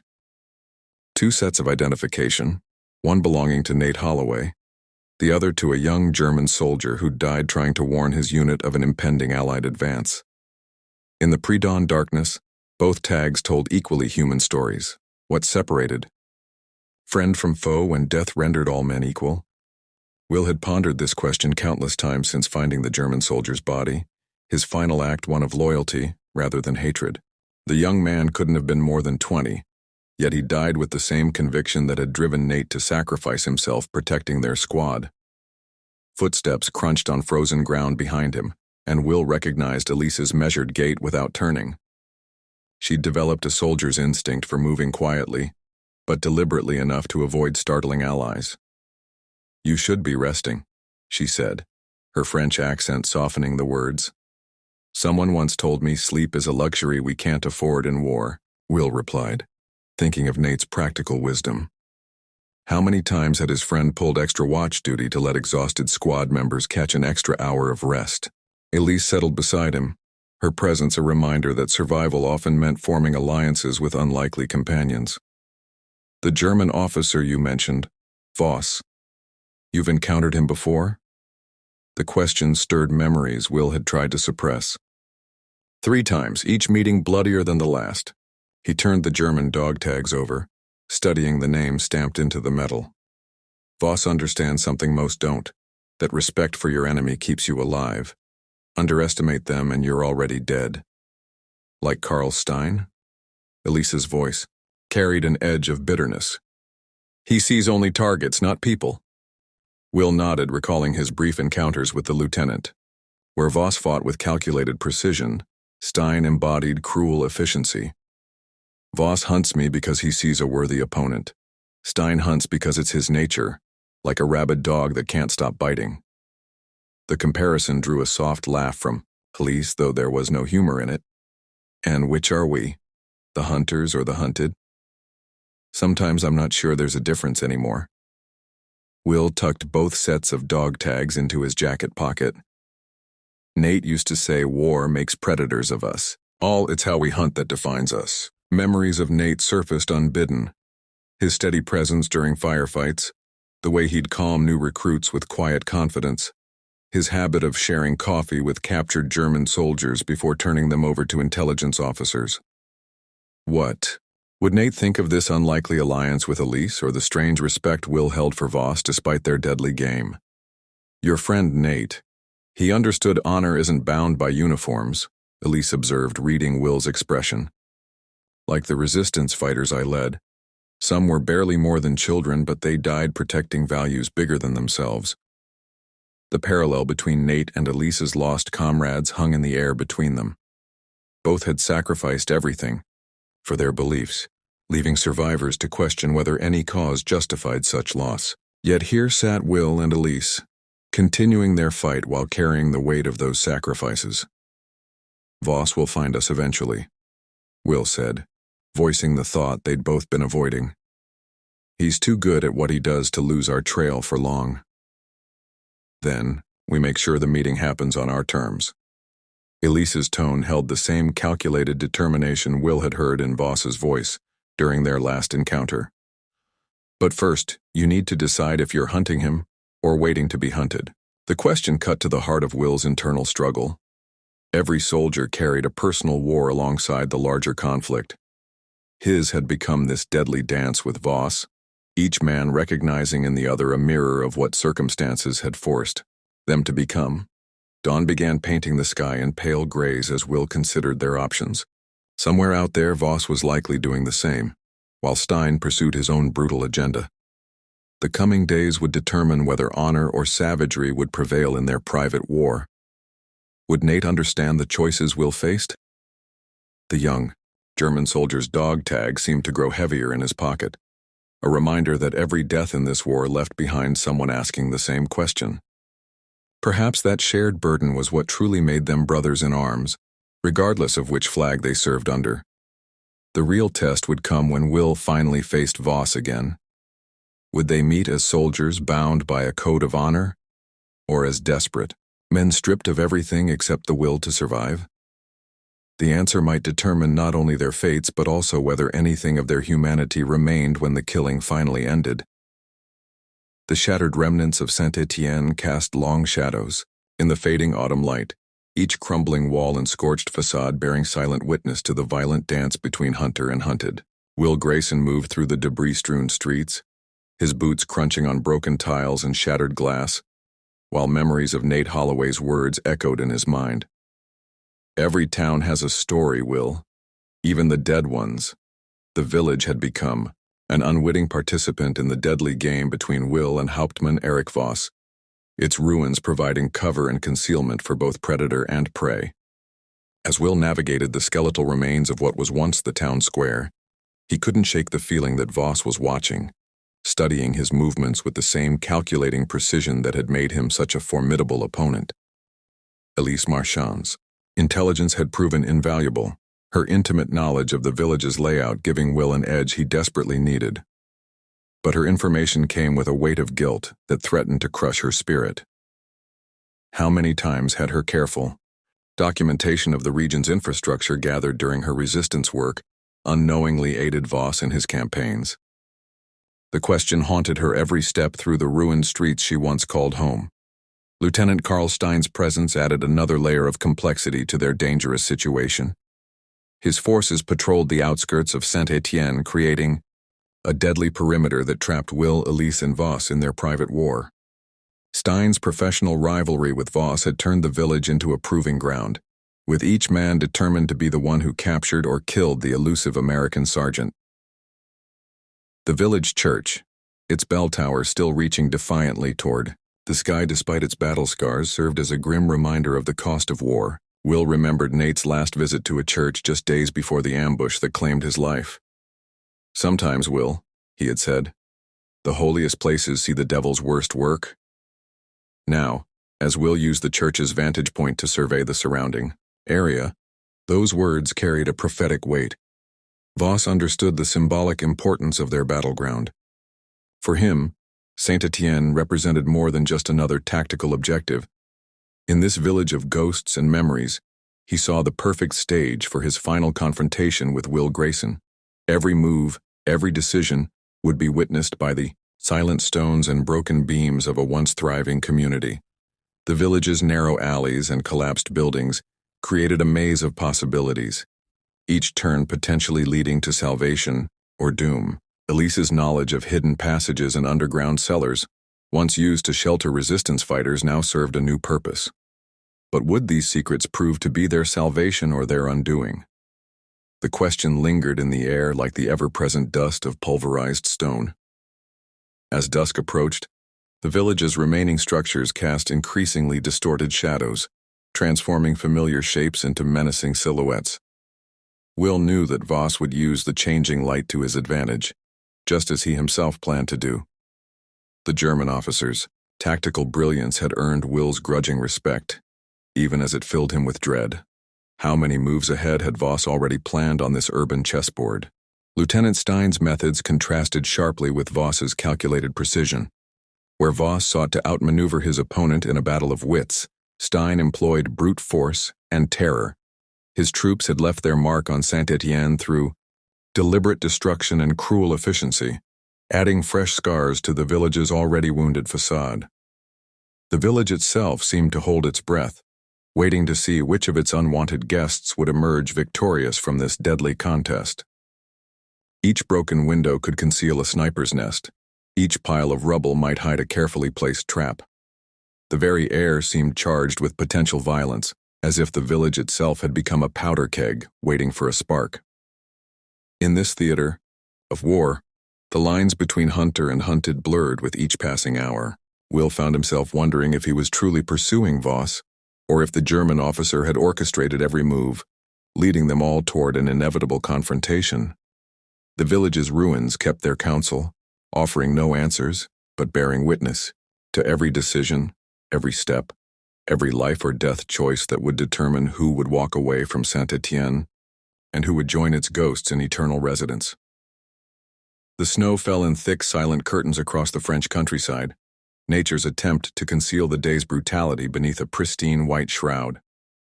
Will Grayson watched the flakes disappear into the darkness beyond their makeshift shelter, each one carrying away another moment of precious time. How many hours remained before Voss would close the distance between them? Beside him, Elise Marchand worked methodically to dress his wound, her fingers steady despite the cold that had settled into their bones. The bullet had only grazed his shoulder.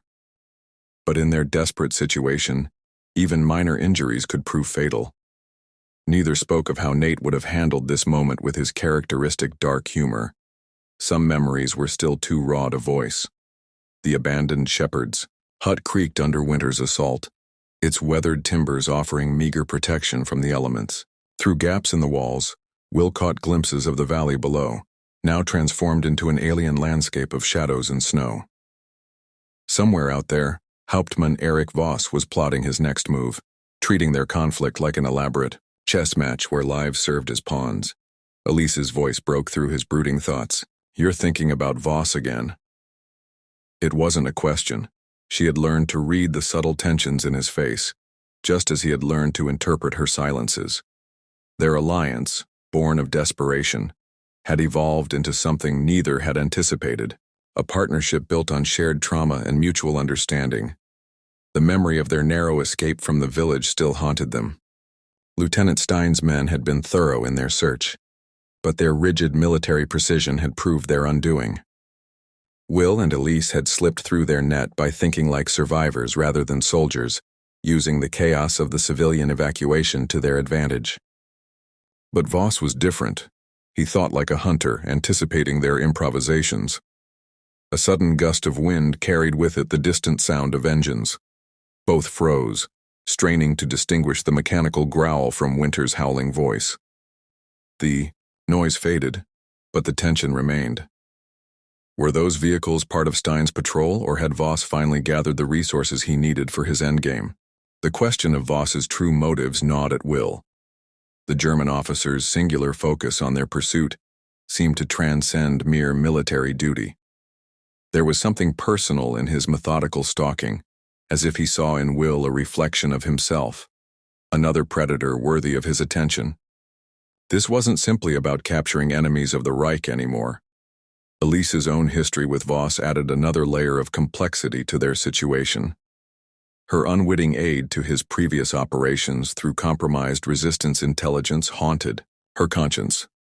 Each time they discussed strategy, Will could see her wrestling with the weight of those past decisions. How many of her former comrades had paid the price for that infiltration?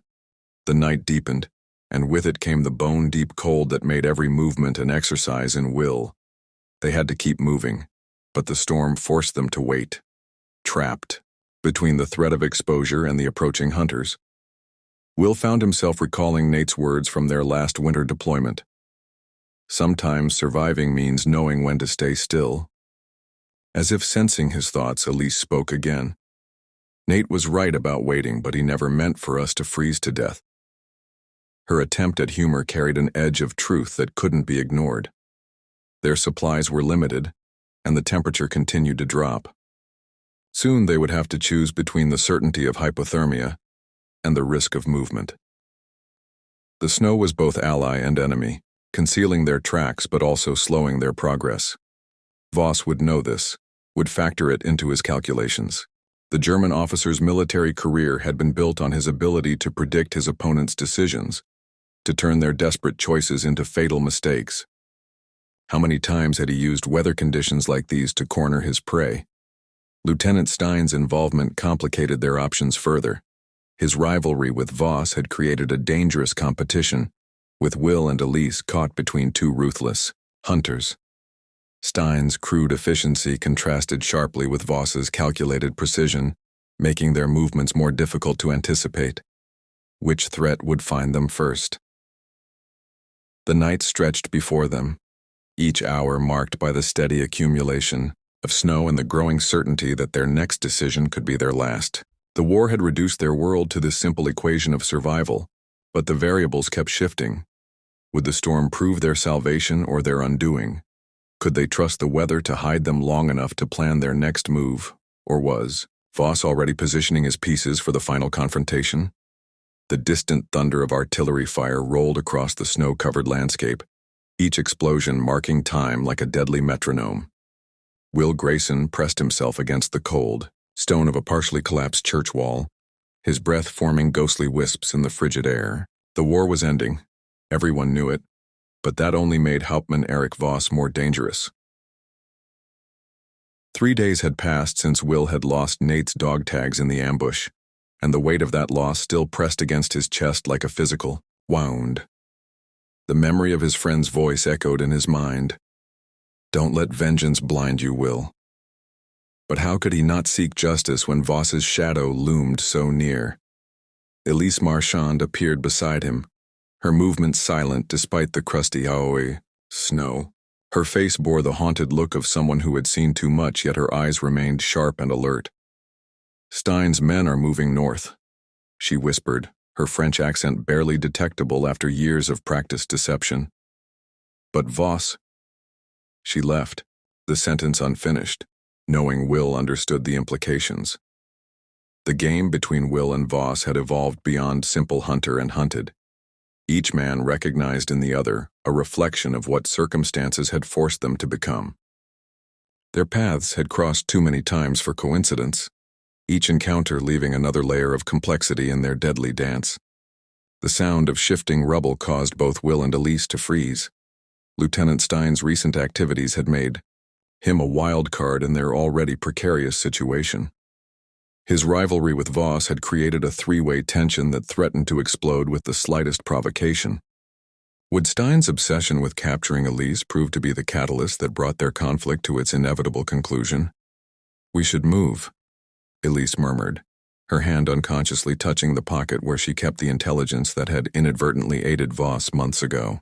The weight of that unintentional betrayal still haunted her, adding another layer to her complicated relationship with both Will and their mutual enemy. Will nodded, but his thoughts drifted to his last encounter with Voss.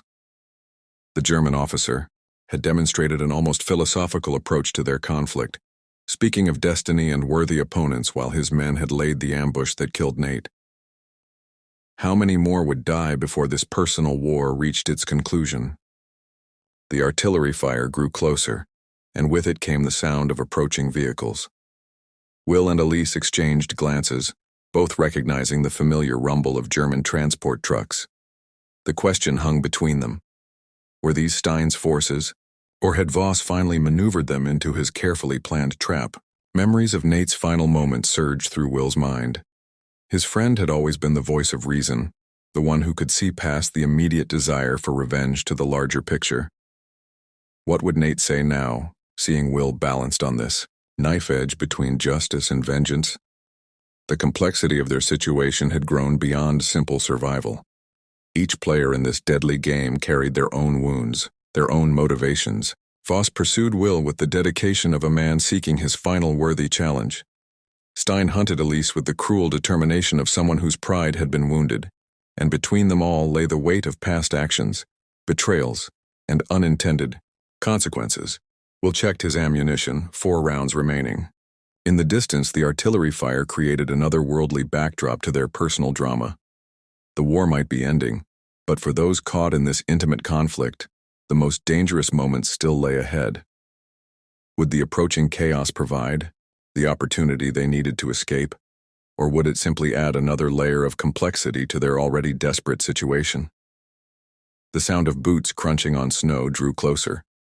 Will and Elise pressed deeper into the shadows of the ruined church, each holding their breath. The question wasn't if they would face Voss or Stein, but when, and whether they could survive the encounter that would follow. The distant rumble of artillery had faded to whispers, leaving an unsettling quiet that made Will Grayson's ears ring with phantom echoes. He stood at the edge of a war-torn French village, watching the first rays of dawn paint the sky in hues that seemed too peaceful for a world still bleeding from years of conflict. How strange that the same sun could rise over both victory and defeat, over liberation and loss. Elise Marchand appeared beside him, her presence as silent as the morning mist. The weight of their shared experiences hung between them, unspoken but palpable. Both knew that surviving was only the beginning. The real challenge lay in learning to live with the choices they'd made, and the ghosts they carried. Hauptmann Erich Voss's absence loomed larger than his presence ever had. The German officers. Pursuit had defined their existence for so long that its sudden cessation left an uncomfortable void. Will found himself scanning the tree line out of habit, expecting to see Voss's tall figure emerging from the shadows. But the hunter had become the hunted, forced to retreat with his Wehrmacht comrades as Allied forces pressed eastward. The memory of Corporal Nate Holloway surfaced unbidden in Will's mind. What would his friend have made of this moment? Nate had always believed in tomorrow, even when today seemed darkest. His voice echoed in Will's thoughts, carrying the same optimism that had once irritated and anchored him in equal measure. Lieutenant Karl Stein's fate remained unknown. Another loose thread in their tapestry of survival. The cruel officer had disappeared during the chaos of the German withdrawal, leaving behind only uncertainty. Would he resurface like a dark specter from their past, or had he become another nameless casualty in the war's final throes? Elise broke the silence first, her words carrying the weight of hard-won wisdom. "We spent so long running from death we forgot to plan for life." The statement hung in the air between them, a truth both simple and profound. How does one transition from survival to living? From resistance fighter to citizen? From soldier to civilian? The village behind them stirred to life, its inhabitants emerging from their homes like cautious animals after a storm. Their faces showed the same mixture of relief and uncertainty that Will felt in his own heart. The war had changed them all, carved new identities from the clay of their former selves. Who were they now, these survivors of history's greatest conflict? Will thought of Voss's words during their final encounter, about how war reveals men's true nature. But perhaps the greater revelation would come in peace. Who would they choose to be when the fighting stopped? What paths would they forge when tomorrow finally arrived? The question of forgiveness loomed large, particularly for Elise. Her unwitting role in aiding Voss's early operation still haunted her, a wound that time had yet to heal. Could she forgive herself? Could the families of her fallen resistance comrades forgive her? The answers seemed as distant as the horizon. The sound of children's laughter drifted through the morning air, startling in its normalcy. Will watched as 2 young boys chased each other through the village square, their game unmarred by thoughts of danger or death. It was a glimpse of what could be, what had to be, if they were brave enough to embrace it. Elise's hand found Will's arm. a gesture that spoke of shared understanding rather than romance. They had moved beyond such simple definitions. Their bond had been forged in fire, tempered by loss, and strengthened by a common purpose that transcended personal desire. The war had taught them that survival often meant compromise, that victory could taste bitter, and that the line between right and wrong was rarely clear. But perhaps peace would teach them something equally valuable, that healing was possible, that tomorrow was worth fighting for, and that the human spirit could rebuild from even the most devastating ruins. As the sun climbed higher, casting long shadows across the village square, Will and Elise faced the dawn together. They were no longer pursued, no longer hiding, no longer defined solely by their roles in the great conflict. But who would they become? What stories would they tell? How would they honor the memories of those who, like Nate, had believed in a future they would never see? The questions hung in the air, unanswered but not unanswerable. Tomorrow stretched before them like an unwritten page, waiting for their first steps into a world without war. Would they find the courage to take those steps? To embrace life as fiercely as they had defied death? The answer lay in the rising sun, in the laughter of children, in the quiet strength of survivors. It lay in tomorrow's path, waiting to be discovered. The weight of a single bullet could alter the course of destiny. As Will Grayson chambered the last round in his weathered M1 Garand, memories of Corporal Nate Holloway's final words echoed through his consciousness. "Make it count, Sarge." The irony wasn't lost on Will. How one small piece of brass and lead could carry such profound significance after all the thousands of rounds fired throughout this war. Hauptmann Erich Voss understood this significance as well, though from a markedly different perspective. His own Walther P-38 held its final bullet, a poetic symmetry that wouldn't have surprised either man. Their deadly game of cat and mouse had always been destined to end this way, with one bullet between them, determining the outcome. But who would prove faster, more accurate, more deserving of survival? Elise Marchand watched from her concealed position, her heart pounding against her ribs as she observed these two men, one whom she had come to trust, the other who had unknowingly used her intelligence work to devastating effect. The weight of her past decisions pressed down upon her shoulders, each breath carrying the ghosts of her fallen resistance comrades. Would today's outcome finally grant them peace? Lieutenant Carl Stein's recent death at Will's hands had shifted the dynamic of their pursuit, but it hadn't simplified matters. If anything, it had intensified Voss's determination to end this chase on his terms. The Wehrmacht officer had always viewed Will as his final worthy opponent, and now, with Stein's interference eliminated, they could conclude their dance as equals. The morning fog clung to the abandoned French village, wrapping around crumbling stone walls and empty window frames like a burial shroud. Will moved with practiced precision, each step calculated, each motion deliberate. How many times had he and Nate trained for moments like this? The memory of their shared laughter during training exercises now carried a bittersweet edge, knowing that Nate would never see the conclusion of this story. Voss's footsteps echoed off the cobblestones, a deliberate challenge.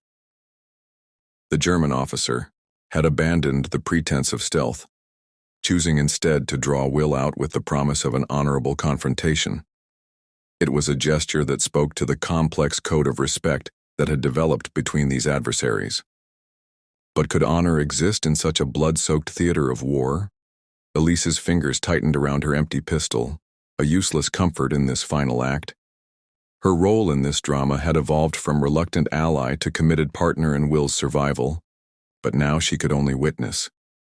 The burden of helplessness weighed heavily, reminiscent of those dark days when she discovered how her careful intelligence work had been twisted to serve Voss's efficient military campaigns.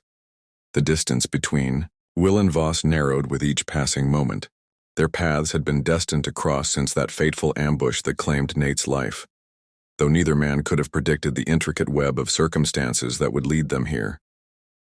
The morning sun began to burn through the fog, casting long shadows across the village square. Time seemed to slow as Will caught the first glimpse of Voss's silhouette through the mist. The German officer stood tall, his bearing proud but not arrogant, a soldier accepting the gravity of this moment. Would either man hesitate when the time came? Could they afford to, with so much history balanced on the edge of a trigger? The sound of their final exchange carried across the square, words spoken not in anger but in recognition. Two soldiers, shaped by circumstance into enemies, acknowledging the strange bonds forged in conflict. Their fingers tightened on their respective triggers, muscles tensed in anticipation of that crucial split second that would determine everything. A single shot shattered the morning silence, its report echoing off the ancient stones of the village. One bullet, one moment, one ending, but whose? The answer hung in the air like the lingering smoke from a discharged weapon, carrying with it the weight of all that had led to this moment. Nate's sacrifice, Elise's redemption, Stein's cruelty, and the complex dance between hunter and hunted, that had brought two skilled warriors to this final confrontation. The fog began to lift, revealing the truth of what that final bullet had wrought. But perhaps the greater truth lay not in who survived, but in how this moment would be remembered by those left to tell the tale. How would history judge these men, these choices, these final seconds of their deadly game? And what lessons would future generations draw from this story of honor, vengeance, and the high cost of survival in a world torn apart by war? Up next, we have two more incredible stories that are waiting for you. Just click the image you want to watch and it will take you there. If you enjoyed this video, make sure to subscribe. It would mean a lot.